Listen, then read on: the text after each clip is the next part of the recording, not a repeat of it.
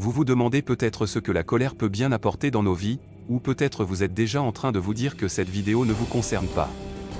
Mais restez, écoutez-moi, car la colère peut être à la fois notre meilleur allié et notre pire ennemi. Prenons l'exemple de James, un homme paisible et tolérant, qui un jour, en rentrant chez lui, découvre que son appartement a été cambriolé. Tout est sens dessus-dessous, ses objets de valeur ont disparu, et le sentiment d'insécurité l'envahit. La colère monte en lui, mais il prend une profonde inspiration et décide de canaliser cette énergie en se lançant dans une recherche acharnée pour retrouver le voleur. Il passe des heures à enquêter, fouiller, interroger, jusqu'à finalement remonter la piste et récupérer une partie de ses biens. Sa colère s'est transformée en détermination, en force motrice qui l'a aidé à surmonter cette épreuve. Mais la colère peut aussi nous entraîner vers des abîmes.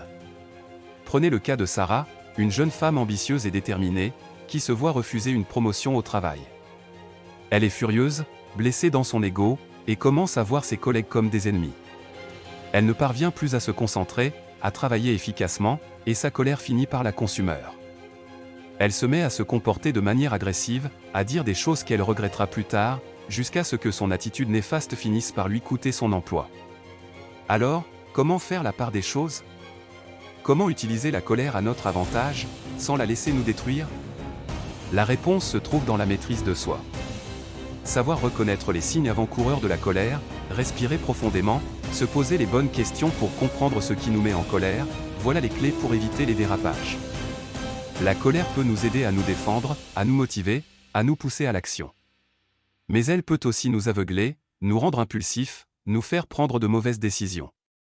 À vous de trouver l'équilibre, de savoir quand la colère est justifiée et constructive, et quand elle est néfaste et autodestructrice. Alors, mes amis, écoutez-vous, écoutez votre colère, mais apprenez à la maîtriser pour qu'elle ne vous maîtrise pas. Merci de m'avoir écouté jusqu'au bout, et à bientôt pour de nouvelles aventures passionnantes.